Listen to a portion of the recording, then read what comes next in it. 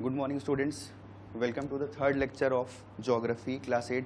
The chapter name is Resource Types and Development.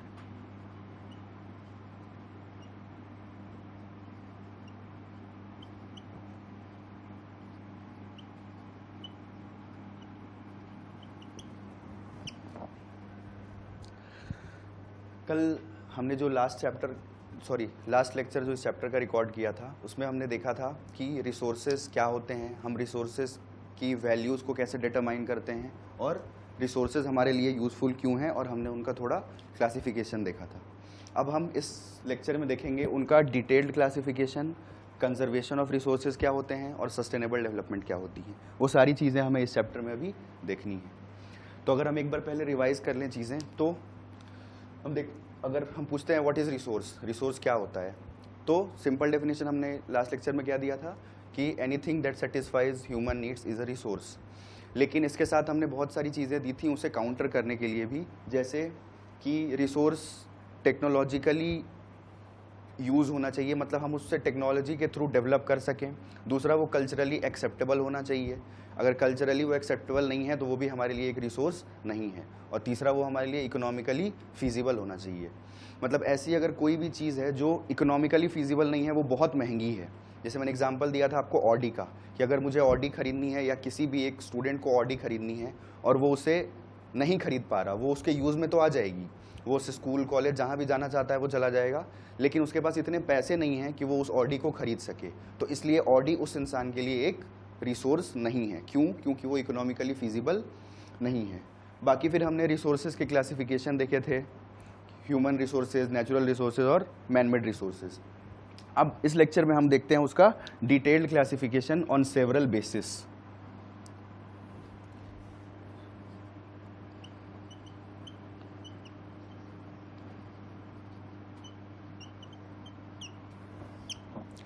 पहला हमारा आएगा नेचुरल रिसोर्स। तो नेचुरल रिसोर्स क्या होता है? नेचुरल रिसोर्स होता है कि anything that is provided to us by nature is known as natural resource. जो भी चीज़ें हमें नेचर ने प्रोवाइड की हैं और वो हमारे लिए यूजफुल है, तो उसको हम बोल सकते हैं कि वो एक नेचुरल रिसोर्स है। नेचुरल रिसोर्स को अल्टर करके या हम उसके साथ बहुत सारे मॉडिफिकेशंस करके और फिर हम उसको कन्वर्ट कर सकते हैं मैन मेड रिसोर्सेज में।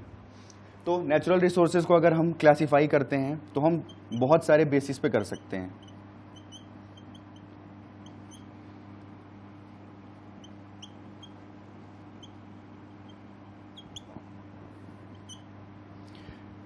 पहला है on the basis of development, मतलब डेवलपमेंट के बेसिस पे हम नेचुरल रिसोर्सेज को कैसे क्लासिफाई कर सकते हैं।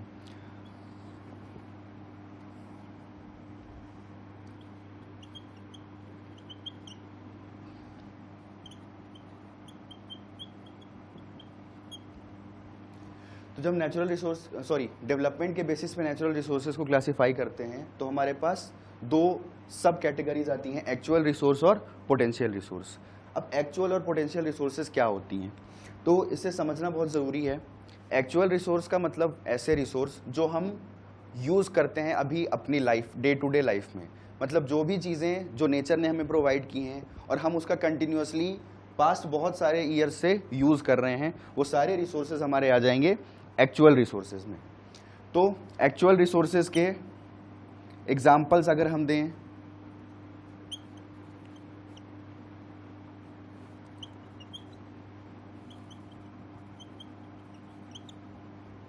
ये 3 एग्जाम्पल हमने दिए हैं और बहुत सारे एग्जाम्पल्स हैं। तो जैसे सॉयल, कोल, मिनरल्स, इन सारी चीज़ों को हम बहुत सालों से यूज़ करते आ रहे हैं और कंटिन्यूसली यूज़ करते आ रहे हैं। इनके बिना एग्जिस्टेंस बहुत मुश्किल हो चुका है क्योंकि हम फुल्ली इनके ऊपर डिपेंडेंट हो चुके हैं।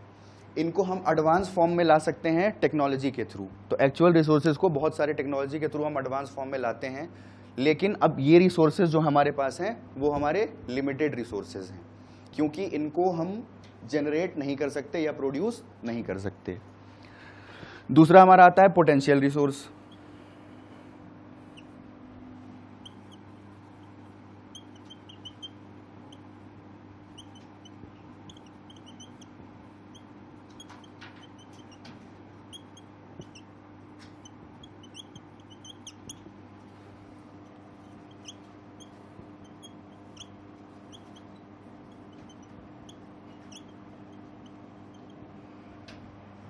अगर हम एग्जाम्पल से समझने की कोशिश करें तो ऐसे आपको ये चीज़ समझ में नहीं आएगी। तो पहले पोटेंशियल रिसोर्स होता क्या है उसके बारे में हम देख लेते हैं।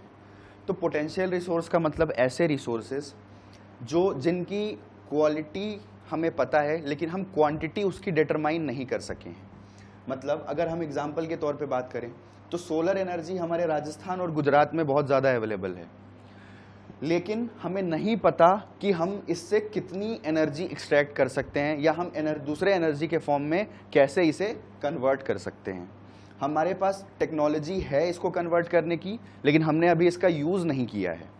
इसका यूज़ हम तब करेंगे जब हमें फ्यूचर में इसकी ज़रूरत पड़ेगी। जैसे अभी हम इलेक्ट्रिसिटी जनरेशन के लिए हाइड्रो पावर यूज़ करते हैं, टाइडल एनर्जी यूज़ करते हैं, कोल यूज़ करते हैं, लेकिन सोलर एनर्जी से हम बहुत सारी चीज़ें नहीं करते। बहुत सारे इलेक्ट्रिसिटी जनरेशन का काम इससे अभी नहीं होता है। तो अगर इन फ्यूचर हमारे पास कोल की क्वांटिटी कम हो गई जिससे हम उतना इलेक्ट्रिसिटी नहीं जनरेट कर पा रहे हैं जितना हमें करना चाहिए, तो उस केस में हम क्या करेंगे, हम सोलर एनर्जी को यूज़ करने लगेंगे राजस्थान और गुजरात की, क्योंकि वहाँ बहुत तेज़ धूप होती है डेजर्ट वाले एरियाज़ में, तो उनको यूज़ करके और हम इलेक्ट्रिसिटी का जनरेशन कर सकते हैं। तो इन शॉर्ट पोटेंशियल रिसोर्सेज वो रिसोर्सेज हैं जिनकी क्वालिटी हमें पता है लेकिन क्वांटिटी हमने अभी एस्टिमेट नहीं की है कि हमारे पास वो कितना अवेलेबल है। हम ये सब चीज़ें तब करेंगे जब हमें इसकी ज़रूरत होगी। अभी हमें इसकी कोई ज़रूरत नहीं है, फ्यूचर में इसकी ज़रूरत हो सकती है। दूसरा एग्जाम्पल है हमारा वाटरफॉल्स इन अफ्रीका। अगर आपको पता हो अफ्रीका कॉन्टिनेंट में हमारे पास बहुत सारे वाटरफॉल्स अवेलेबल हैं। वाटरफॉल्स का यूज़ क्या होता है, हम उससे हाइड्रो इलेक्ट्रिसिटी जनरेट कर सकते हैं। हाइड्रो इलेक्ट्रिसिटी क्या होती है ये शायद आपको पता हो, नहीं पता हो तो हम क्या करते हैं, जब वाटरफॉल्स के थ्रू पानी गिरता है तो हम नीचे टरबाइंस लगा देते हैं, और जब पानी का रनिंग फ्लो बहुत तेज़ होता है तो वो टरबाइंस उससे घूमने लगते हैं और घूमने की वजह से इलेक्ट्रिसिटी का प्रोडक्शन होता है। मतलब हम एनर्जी कन्वर्जन करते हैं उसमें। तो अगर हमें जब ज़रूरत हो तो हम इन सारे वाटरफॉल्स को यूज़ में लाके और इलेक्ट्रिसिटी का जनरेशन कर सकते हैं, लेकिन एक्चुअली हम अभी ऐसा नहीं कर रहे हैं। क्यों? क्योंकि हमें इसकी ज़रूरत नहीं पड़ रही है, लेकिन जब हमें ज़रूरत पड़ेगी तो हम इनको as a actual resource use कर लेंगे। तो ये हमारा डिफरेंस है एक्चुअल और पोटेंशियल रिसोर्स में, और ये है हमारा classification on the basis of development of resource. अब आगे देखते हैं सेकेंड।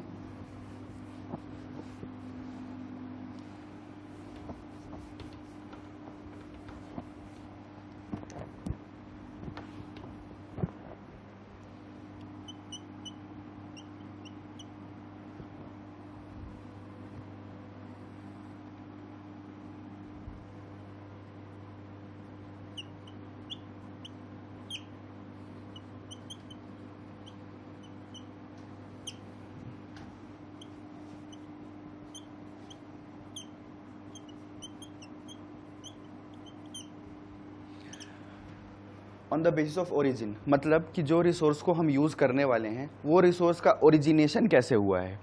ओरिजिनेशन का मतलब है कि कैसे वो एग्जिस्टेंस में आए इस वर्ल्ड में। तो इनको हम दो पार्ट में क्लासीफाई कर सकते हैं, बायोटिक रिसोर्स और अबायोटिक रिसोर्स। बायोटिक रिसोर्स का मतलब क्या है कि ऐसे रिसोर्सेज जो हमें लिविंग ऑर्गेनिज्म से मिलते हैं। अबायोटिक रिसोर्स का मतलब जो हमें नॉन लिविंग ऑर्गेनिज्म से मिलते हैं। तो ओरिजिन किसी भी चीज़ का होता है अगर वर्ल्ड में, तो दो ही फॉर्म में होता है, या तो वो लिविंग थिंग होगी या तो वो नॉन लिविंग थिंग होगी। तो अगर वो लिविंग थिंग से हमें मिला है रिसोर्स तो that is a biotic resource, और अगर हमें वो नॉन लिविंग थिंग से मिला है तो दैट इज़ वो अबायोटिक रिसोर्स।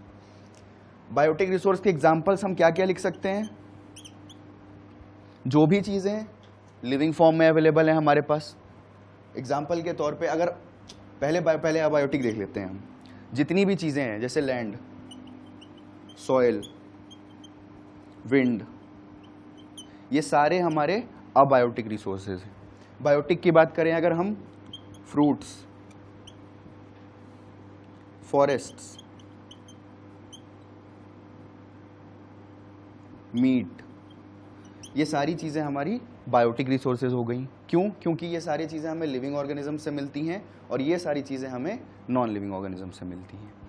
तो it is very simple, I hope ये समझ में आ गई होगी आपको चीज़ें। अब हम देखते हैं तीसरा,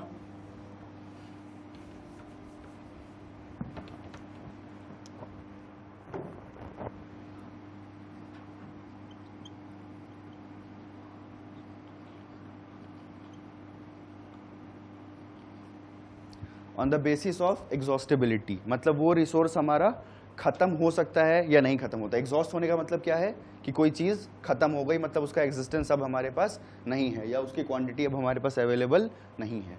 तो एग्जॉस्टेबिलिटी के बेसिस पे हम इसको दो फॉर्म में क्लासीफाई कर सकते हैं। पहला हमारा रिन्यूएबल रिसोर्स और अगला है हमारा non renewable resource.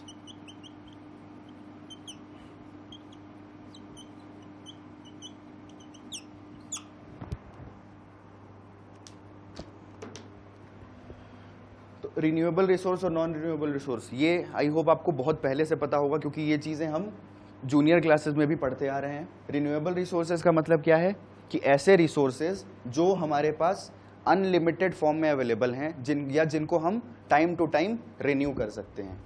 Non renewable resource का मतलब क्या है कि ऐसे रिसोर्सेज जो हमारे पास लिमिटेड क्वांटिटी में अवेलेबल हैं और उनके नंबर्स फिक्स्ड हैं, तो मतलब हम उनको रीजनरेट या रिप्रोड्यूस किसी भी टेक्नोलॉजिकल मीन्स के थ्रू नहीं कर सकते। वो हमें नेचर ने प्रोवाइड किया है और एक लिमिटेड क्वांटिटी में किया है। अगर हम दूसरे लैंग्वेज में बात करें तो ये वैसे रिसोर्सेज हैं जिनको बहुत टाइम लगता है, मिलियंस ऑफ ईयर्स लगते हैं टू गेट रिन्यूड। अब इसके बारे में एग्जांपल क्या होगा रिन्यूएबल रिसोर्स का?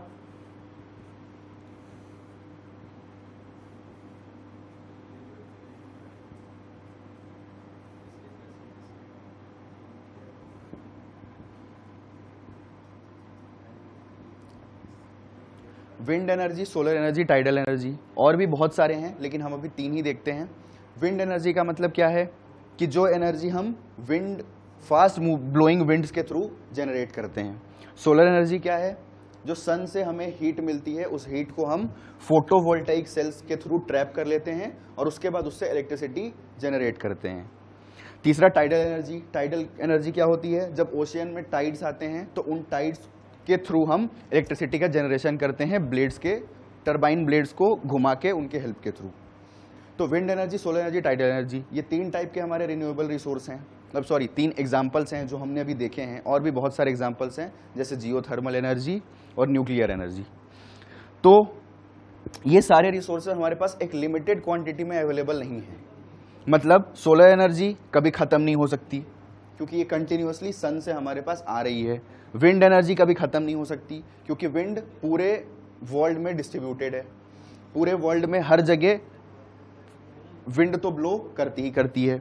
और तीसरा टाइडल एनर्जी, ओशियन में टाइड्स आते ही आते हैं। तो ये सारे यूनिवर्सल ट्रुथ हम इनको बोल सकते हैं।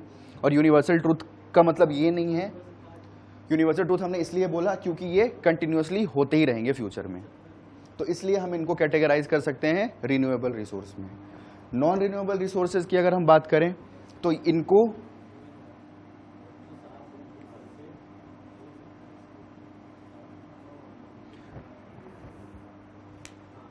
इनको हम फर्दर क्लासिफाई करते हैं 2 पार्ट में।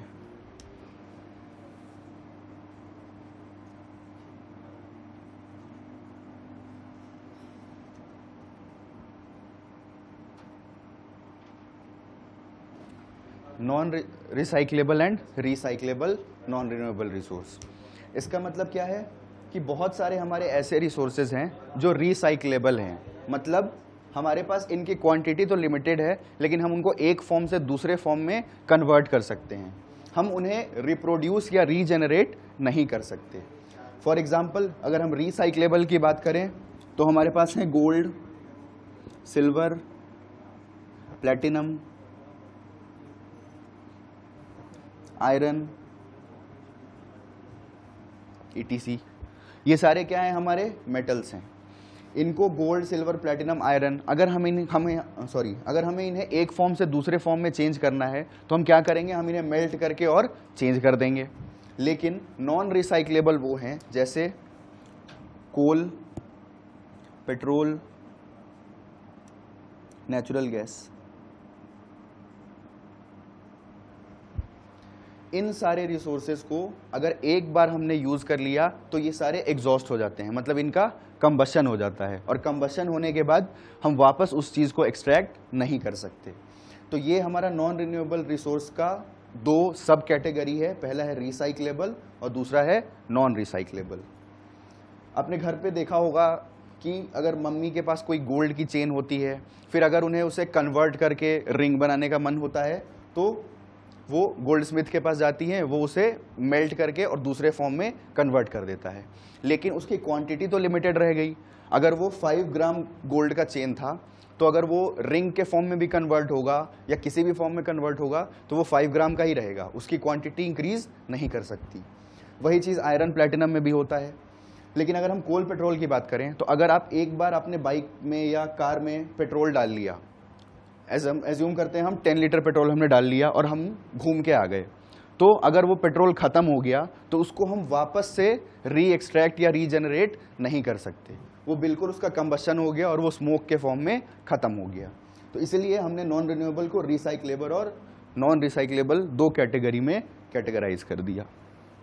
आई होप एग्जॉस्टिबिलिटी के बेसिस पे भी आपको ये चीज़ें समझ आ गई होंगी। अब हम देखते हैं on the basis of distribution.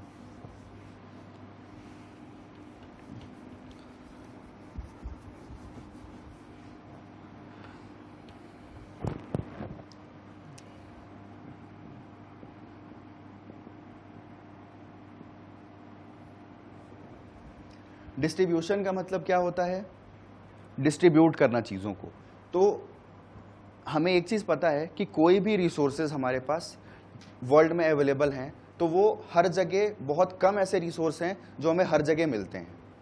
अगर हम विंड एनर्जी की भी बात करते हैं तो ऐसा नहीं है कि same quantity of wind energy हमेशा हर जगह हमारे पास अवेलेबल है। या फिर अगर हम बात करें कोल की, तो कोल एक रिसोर्स है, हमें पता है, लेकिन कोल क्या पूरी वर्ल्ड में हर कंट्री में हर सिटी में मिलता है? नहीं मिलता। कोल के कुछ पर्टिकुलर माइंस लोकेटेड है वर्ल्ड में। तो डिस्ट्रीब्यूशन का मतलब है कि वो रिसोर्स हमारे वर्ल्ड में कैसे कहाँ कहाँ डिस्ट्रीब्यूटेड है। तो इनके बेसिस पे अगर हम क्लासीफाई करें तो हम इनको 2 बेसिस में क्लासीफाई कर सकते हैं। पहला यूबिक्यूटस रिसोर्स और दूसरा लोकलाइज्ड रिसोर्स।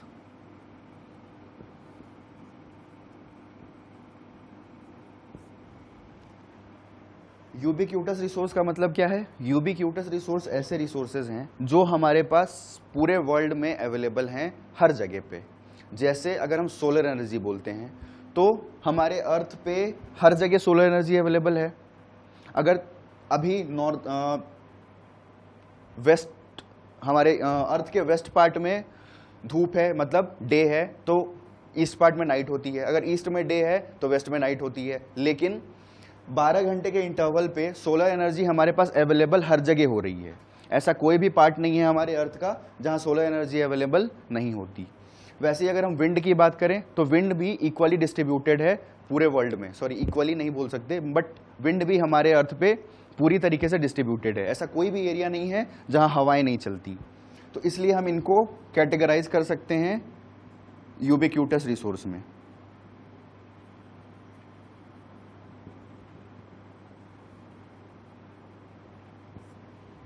तो यूबिक्यूटस रिसोर्सेज क्या हैं?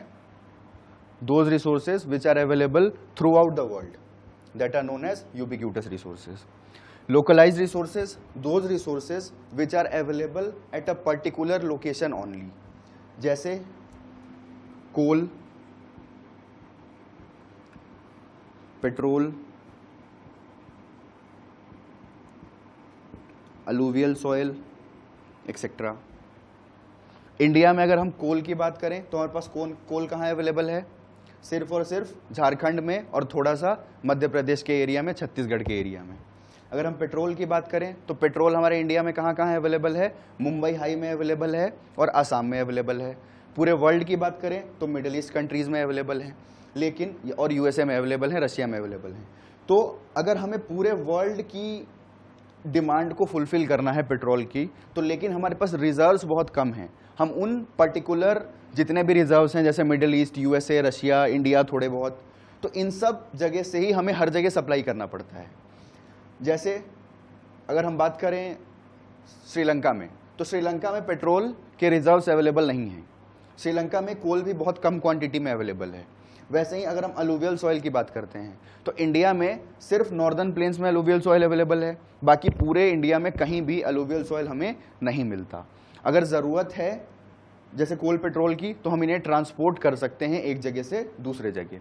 तो वैसे रिसोर्सेज जो सिर्फ पर्टिकुलर प्लेसेस पे लोकेटेड हों उनको हम बोल सकते हैं लोकलाइज्ड रिसोर्स।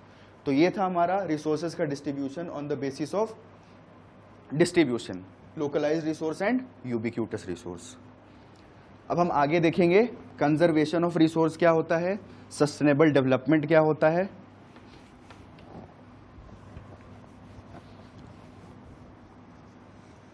लास्ट लेक्चर में हमने रिसोर्सेज का क्लासिफिकेशन देखा था, बेसिकली नेचुरल रिसोर्सेज का। अब हम इस चैप्टर में देखेंगे, अब हम इस लेक्चर में देखेंगे मैनमेड रिसोर्सेज क्या होते हैं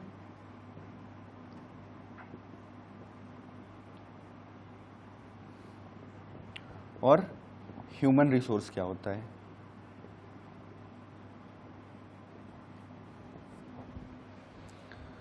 तो स्टूडेंट्स, मैनमेड रिसोर्स का मतलब क्या है? मैनमेड रिसोर्सेज का मतलब है कि ऐसे रिसोर्सेज जिनको ह्यूमंस या ह्यूमंस ने बनाया है अपनी नीड्स को फुलफिल करने के लिए बाय एक्सप्लॉइटिंग और by utilising the natural resources. मतलब अगर हम एक बिल्डिंग बनाते हैं, एक बिल्डिंग तो हमें नेचुरल रिसोर्स नहीं है, वो तो हमने खुद कंस्ट्रक्ट किया है। तो उस बिल्डिंग को बनाने में हमने बहुत सारी चीज़ों का यूज़ किया है। जैसे हमने ब्रिक्स का यूज़ किया, ब्रिक्स को बनाने के लिए हमने सॉइल का यूज़ किया, सीमेंट का यूज़ किया हमने, जिसमें हमने पोटैश, लाइम, इन सब चीज़ों का यूज़ किया। तो ये सारी चीज़ें जो हमें मिलती हैं, हमने बहुत सारे मशीन्स का यूज़ किया है, ठीक है, हमने क्रेन का यूज़ किया है। तो वो सारी चीज़ें जो हमने बनाई हैं, क्रेन बनाने में हमने आयरन का यूज़ किया। तो ये जो सारी चीज़ें हमने यूज़ की हैं एक नया रिसोर्स क्रिएट करने के लिए, उन सारे रिसोर्सेज को हमने एक्सट्रैक्ट कहाँ से किया है, उन सारे रिसोर्सेज को हमने यूज़ कहाँ से किया है? वो सारे वही रिसोर्सेज हैं जो हमें नेचर ने प्रोवाइड किए हैं। अगर हमारे पास सॉयल नहीं होता तो हम ब्रिक्स नहीं बना सकते थे, और अगर हम ब्रिक्स नहीं बना सकते थे तो हम इजीली इतने सारे बिल्डिंग्स या घर नहीं बना सकते। तो मतलब कि अगर हमें मैनमेड रिसोर्सेज की अगर हम बात करें तो manmade resources are those resources which are created by human beings for their needs, but from where are the raw materials coming? The raw materials that are used for creation of man-made resources are made using the natural resources. ये है हमारा इसका basic simple definition. तो अगर हम man-made resources की examples के तौर पे बात करें,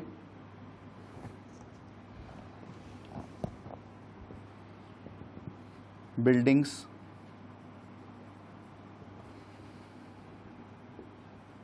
roads, bridges, blackboard, cars, motor bikes, ETC। मतलब आप अपने आसपास जितनी चीज़ों को देखते हैं, जो सारी चीज़ें ह्यूमन ने बनाई हैं। मतलब अगर आपके अपने घर की भी बात करें तो हमारे घर में मैक्सिमम हमें वही सारी चीज़ें मिलती हैं जो हमने खुद क्रिएट की हैं, हमने मतलब ह्यूमन बींग्स ने। लेकिन वो सारी चीज़ें तभी बन सकती थी जब हमारे पास नेचुरल रिसोर्स उस चीज़ का अवेलेबल होता। जैसे अगर हम अभी इस वाइट बोर्ड पे लिख रहे हैं तो ये वाइट बोर्ड हमारा वुडन वाइट बोर्ड है। इसके जो ये बॉर्डर्स हैं ये एल्यूमिनियम से बने हुए हैं। तो एल्यूमिनियम क्या है? एक नेचुरल रिसोर्स है। वुड क्या है हमारा? एक, वो भी एक नेचुरल रिसोर्स है। तो जब तक नेचुरल रिसोर्सेज नहीं होंगे तब तक मैनमेड रिसोर्सेज नहीं हो सकते। तो ये था हमारा पहला जिसको हम क्लासिफिकेशन जिसको हम बोलते हैं मैनमेड रिसोर्सेज। दूसरा हमारा आता है human resource.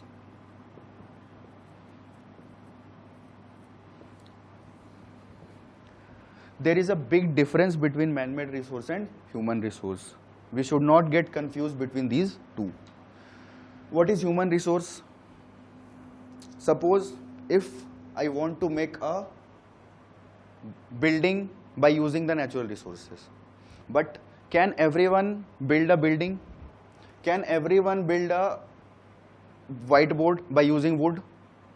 The answer is no, because there are several skill and knowledge required to convert a natural resource into a man-made resource, or there are several skills and knowledge required to develop a resource or to reproduce or regenerate or locate a resource.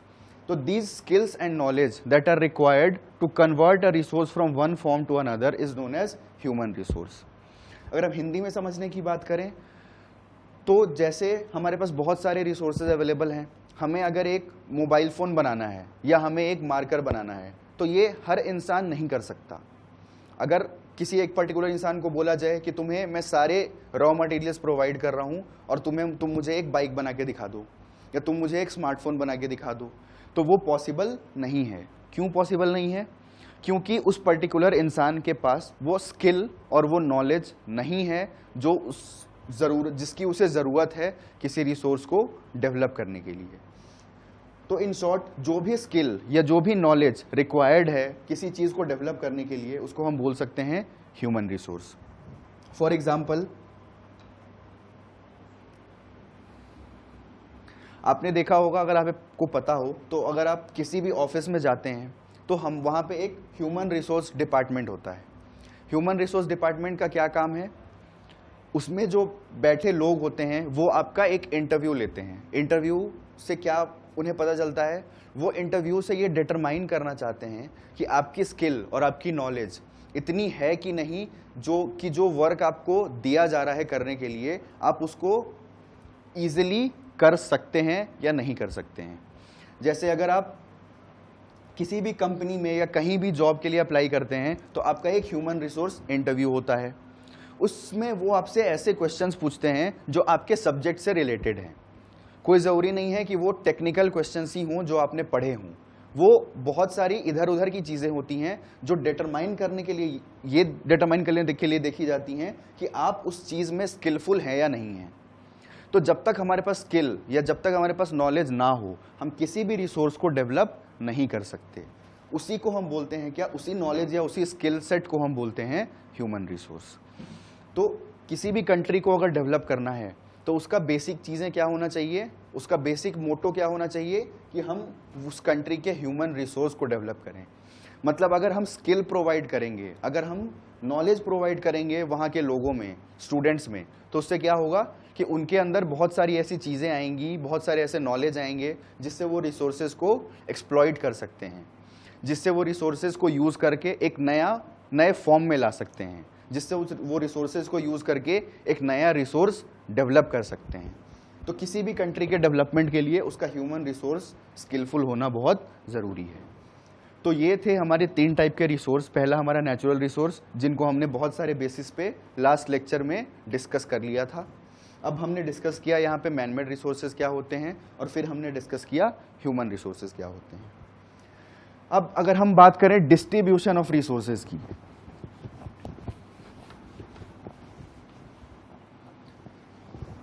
Distribution of resources का मतलब क्या होता है कि resources हमारे पास कैसे distributed हैं। हर जगह हर रिसोर्स नहीं होती, जो हमने अभी यूबिक्यूटस और लोकलाइज्ड रिसोर्सेज में देखा था। लेकिन ऐसा क्यों नहीं होता? तो बहुत सारे ऐसे फैक्टर्स हैं जो रिस्पॉन्सिबल हैं रिसोर्सेज के लोकेशन के लिए। जैसे अगर हम बात करें वाटर रिसोर्स की इंडिया में, तो वाटर हमारा नॉर्दर्न प्लेन्स वाले एरिया में अबंडेंटली अवेलेबल है। ऐसा क्यों है?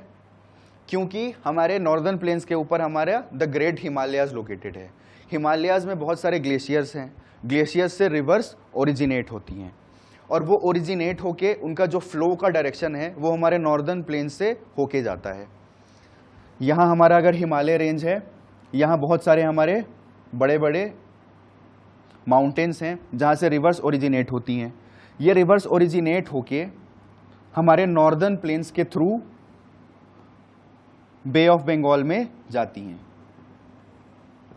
तो अगर यहाँ ये हाइट इस अल्टीट्यूड पे ये माउंटेन लोकेटेड नहीं होता तो हमारे पास ये वाटर अवेलेबल नहीं होता। तो हम ये बोल सकते हैं कि अल्टीट्यूड एक फैक्टर है रिसोर्स के लोकेशन के लिए। जो भी एरियाज बहुत लो अल्टीट्यूड पे हैं वहाँ पानी की कमी होती है, वहाँ ग्राउंड वाटर मिल सकता है हमें, लेकिन रिवर वाटर हमें नहीं मिल सकता। तो अल्टीट्यूड एक बहुत इंपॉर्टेंट फैक्टर हो गया।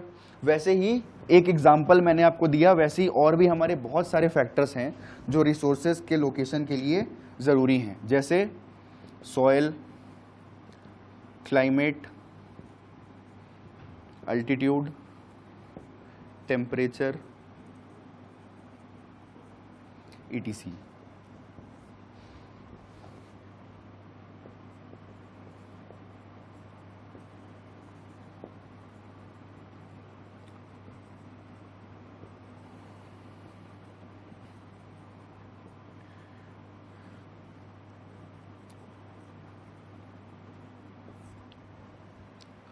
अगर हम बात करते हैं, एक हमारा रिसोर्स है वीट। वीट क्या है? वीट का मतलब है गेहूं या ग्रेन्स की अगर हम बात करें राइस। तो राइस या वीट हमारे किस सॉइल में होते हैं? अलूवियल सॉइल में होते हैं। और अलूवियल सॉइल सिर्फ पर्टिकुलर एरियाज में ही लोकेटेड है। अगर हम इंडिया के रिस्पेक्ट में बात करते हैं तो वो भी हमारा नॉर्दर्न प्लेन्स में लोकेटेड है, और जो रिवर्स हिमालय से आती हैं वो उन अलूवियल सॉइल को डिपॉजिट करती हैं। तो पहला अलूवियल सॉइल इसलिए है क्योंकि हमारे पास वाटर है। वाटर मतलब रिवर्स हैं। रिवर्स हमारे पास इसलिए हैं क्योंकि हमारे पास माउंटेन्स हैं, और क्योंकि हमारे पास अलूवियल सॉइल है इसलिए हमारे पास वीट या राइस का कल्टीवेशन है। तो अल्टीमेटली ये जो हमारा वीट और राइस है ये हमारा सॉइल पे लोकेटेड है। अगर ये सॉइल अवेलेबल नहीं होती तो वीट और राइस हमारे पास अवेलेबल नहीं होता। दूसरा, क्लाइमेट। बहुत सारे ऐसे रिसोर्सेज हैं जो क्लाइमेट की वजह से लोकेटेड हैं। जैसे क्योंकि हमारा हिमालयस बहुत ऊंची हाइट पे लोकेटेड है इसलिए वहाँ पे ग्लेशियर्स अवेलेबल हैं, इसलिए वहाँ पे स्नोफॉल होती है। तो बहुत कोल्ड क्लाइमेट है वहाँ पे, तो अगर क्लाइमेट कोल्ड नहीं होती तो वहाँ पे रेनफॉल होती, ना कि स्नोफॉल होती। और अगर रेनफॉल होती तो हमारे पास रिवर्स नहीं होते। तो क्लाइमेट भी एक इम्पॉर्टेंट फैक्टर हो गया हमारा डिस्ट्रीब्यूशन ऑफ रिसोर्सेज के लिए। एल्टीट्यूड मैंने आपको पहले ही बता दिया। टेम्परेचर, बहुत सारे ऐसे रिसोर्सेज हैं जो टेम्परेचर की वजह से लोकेटेड हैं। जैसे अगर हम बात करें कैमल, कैमल हमारा एक रिसोर्स है और वो कहाँ पे अवेलेबल है? डेजर्ट में मिलता है हमें। डेजर्ट में कैमल क्यों मिलता है? क्योंकि वो उस हाई टेम्परेचर और इतनी हाई हॉटनेस को बियर कर सकता है। कोई और एनिमल इतना लोड कैरी और वो भी इतनी गर्म टेम्परेचर में नहीं कर सकता। तो टेम्परेचर भी एक फैक्टर हो गया हमारे कैमल के लोकेशन के लिए। कैमल जो हमारा एक रिसोर्स है। तो in this way we can say that these factors are very important for the distribution of resources. तो ये था हमारा डिस्ट्रीब्यूशन ऑफ रिसोर्स। अब हम अगला देखते हैं कंजर्वेशन ऑफ रिसोर्स।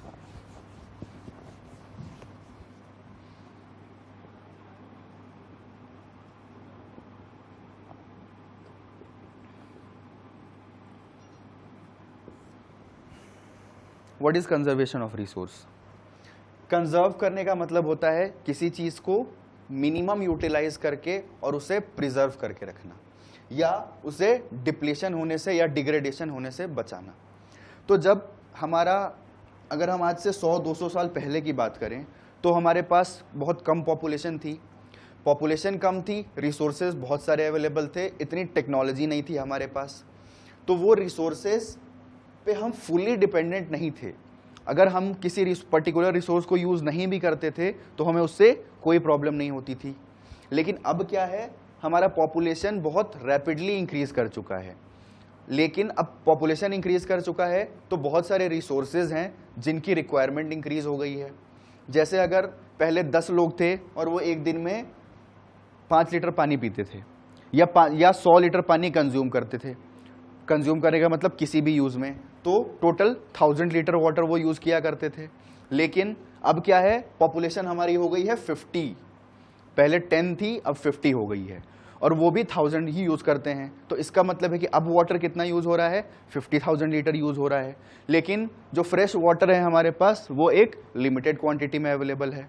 तो पॉपुलेशन के कंटिन्यूसली रैपिडली इंक्रीज होने की वजह से रिसोर्सेज पे बहुत ज़्यादा हम डिपेंडेंट हो गए हैं और किसी भी पर्टिकुलर रिसोर्स पे बहुत ज़्यादा प्रेशर आ गया है। तो ये बहुत इंपॉर्टेंट है कि हम एक बैलेंस बना के चलें रिसोर्सेज में और पॉपुलेशन में। अगर हम मिनिमम यूटिलाइज करेंगे रिसोर्सेज का, या जितना रिक्वायर्ड है हम सिर्फ उतना ही यूटिलाइज करेंगे रिसोर्सेज को, तो उससे क्या होगा कि वो रिसोर्सेज हमारे और भी बहुत अपकमिंग नेक्स्ट ईयर्स के लिए प्रिजर्व रह सकते हैं। अब रिसोर्सेज के ओवर यूटिलाइज होने की वजह से हमारा लैंड डिग्रेड हो रहा है, हमारी सॉइल की फर्टिलिटी डिक्रीज हो रही है, हम इंटेंसिव एग्रीकल्चर कर रहे हैं सॉइल के ऊपर ताकि इतनी पॉपुलेशन की डिमांड्स को फुलफिल किया जा सके। दूसरा, अगर हम वाटर की बात करें तो फ्रेश वाटर भी हमारे पास अब डिप्लीशन हो रहा है फ्रेश वाटर का। क्यों हो रहा है? क्योंकि हम बहुत ज़्यादा यूज़ कर रहे हैं उन चीज़ों को। सोर्स हमारे पास लिमिटेड है, क्वांटिटी हमारे पास लिमिटेड है, बट यूटिलाइजेशन हमारा डे बाई डे इंक्रीज हो रहा है। ग्राउंड वाटर टेबल हमारे पास कम बचा है, जो हमारे रिजर्व वाटर है ग्राउंड में, क्यों? क्योंकि हम कंटिन्यूसली उनको एक्सट्रैक्ट कर रहे हैं for irrigation, for drinking, for domestic use, for industrial use. वैसे ही सॉइल की बात हो गई, लैंड की बात हो गई, और हम अगर बात करें फॉरेस्ट प्रोडक्ट्स की या फॉरेस्ट की, तो हम फॉरेस्ट प्रोडक्ट्स को भी कंटिन्यूसली यूज़ कर रहे हैं, हम कोल पेट्रोल को भी यूज़ कर रहे हैं, हम फॉसिल फ्यूल्स को भी यूज़ कर रहे हैं, हम नेचुरल गैस को भी यूज़ कर रहे हैं, हम ऐसे ही हम बहुत सारी, ऑलमोस्ट सारी चीज़ों को जो यूज़ में हम ले रहे हैं उनको हम डे बाय डे उनका यूज़ इंक्रीज होते जा रहा है। हमें क्या करना है? उन चीज़ के यूज़ को रिड्यूस करना है, मिनिमाइज करना है, ताकि उन चीज़ों को हम प्रिजर्व कर सकें फ्यूचर के लिए। तो यही है हमारा कंजर्वेशन ऑफ रिसोर्स, कि एक यूटिलाइजेशन टेक्निक यूज़ करें हम, जिससे हम रिसोर्सेज को एक्स्ट्रा यूज़ ना करें, उनको हम एक्स्ट्रा एक्सप्लॉइट ना करें और यूजलेस यूज़ में ना लाएं उन चीज़ों को। तो कंजर्वेशन ऑफ रिसोर्स बहुत इंपॉर्टेंट है, और कंजर्वेशन ऑफ रिसोर्स कंजर्वेशन के ऊपर ही किसी कंट्री की डेवलपमेंट या किसी इंडिविजुअल की डेवलपमेंट डिपेंड करती है। अगर रिसोर्सेज हमारे पास ख़त्म हो जाएंगे तो हमारी डेवलपमेंट रेट अपने आप बहुत कम हो जाएगी। तो यही था हमारा कंजर्वेशन ऑफ रिसोर्स। अब है हमारा चैप्टर का लास्ट टॉपिक, जिसको हम बोलते हैं last and most important topic, that is sustainable development.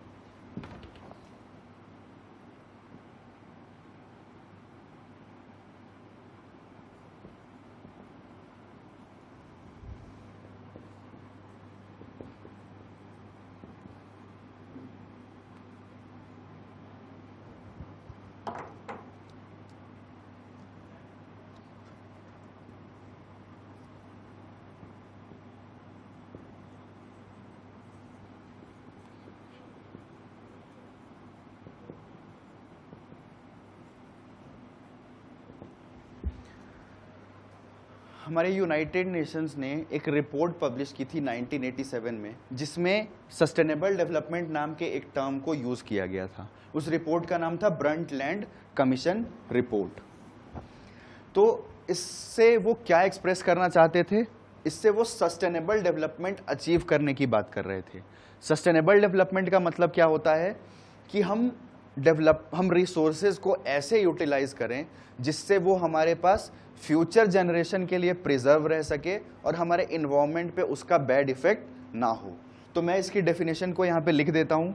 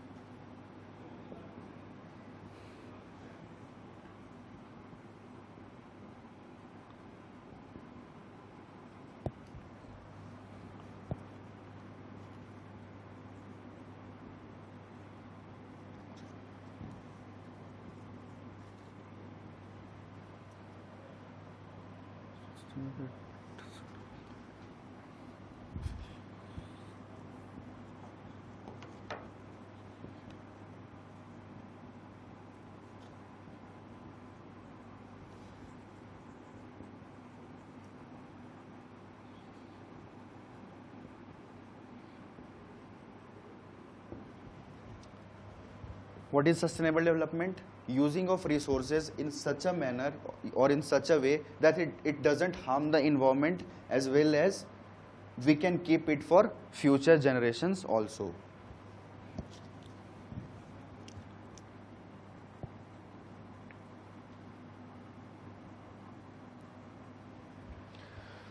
तो अगर हम इसे एग्जाम्पल के तौर पे समझना चाहें तो मैथमेटिकली एक एग्जाम्पल से मैं आपको ये चीज़ समझाने की कोशिश करता हूँ।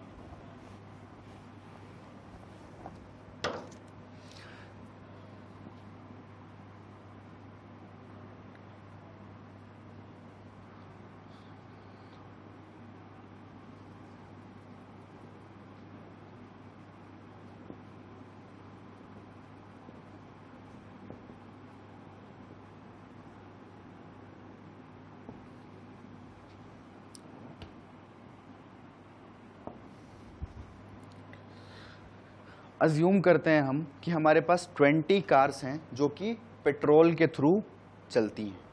तो अगर 20 कार्स में हम एक कार में 20 लीटर पेट्रोल यूज़ कर रहे हैं तो टोटल पेट्रोल हम कितना यूज़ कर रहे हैं? 400 लीटर्स। बट अब हमने क्या किया, क्योंकि हम सस्टेनेबल डेवलपमेंट अचीव करना चाहते हैं तो हमने 10 कार्स को रिप्लेस कर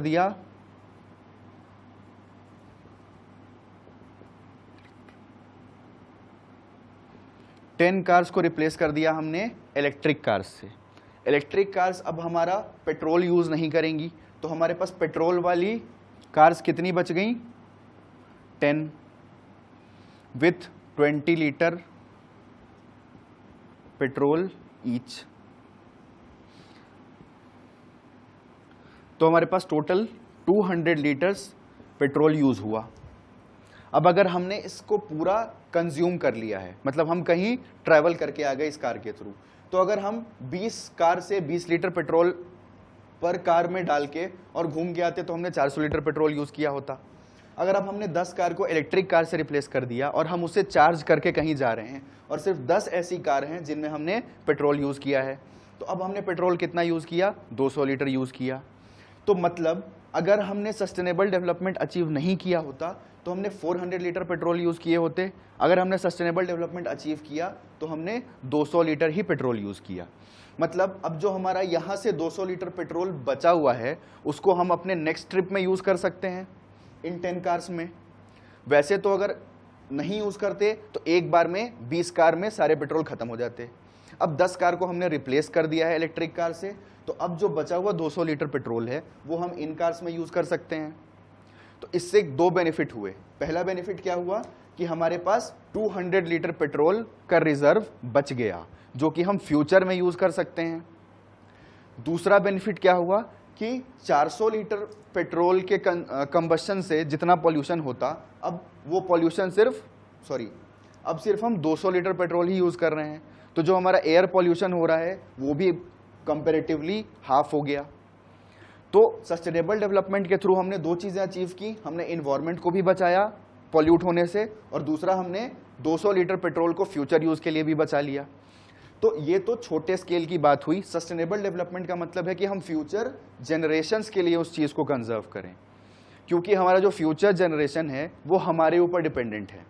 अगर हमने सारे रिसोर्सेज को ख़त्म कर दिया तो वो कुछ नहीं कर पाएंगे, उनके पास रिसोर्सेज अवेलेबल नहीं रहेंगे। तो हम उन रिसोर्सेज को ऐसे यूटिलाइज करें कि वो फ्यूचर जनरेशन तक के लिए बचे रह जाएं, और हमारा फ्यूचर जनरेशन उन चीज़ों को ऐसे यूटिलाइज करे कि उनके फ्यूचर जनरेशन तक वो चीज़ें रह जाएं। और दूसरा, यूज़ भी करें हम उन चीज़ों को, लेकिन हम उनका सब्स्टिट्यूट ऐसे निकालें कि वो इन्वायरमेंट पे ज़्यादा हार्म ना करे। ये दोनों चीज़ें अगर अचीव होती हैं तो हम ये बोल सकते हैं कि हमने सस्टेनेबल डेवलपमेंट अचीव कर लिया है। तो ये था हमारा इस लेक्चर का कंजर्वेशन ऑफ रिसोर्स और manmade resource classification, human resource, और हमारा लास्ट टॉपिक सस्टेनेबल रिसोर्स। तो आई होप सारी चीज़ें आपको समझ में आ गई होंगी। तो that's it from the 3rd lecture of resource types and development. Thank you.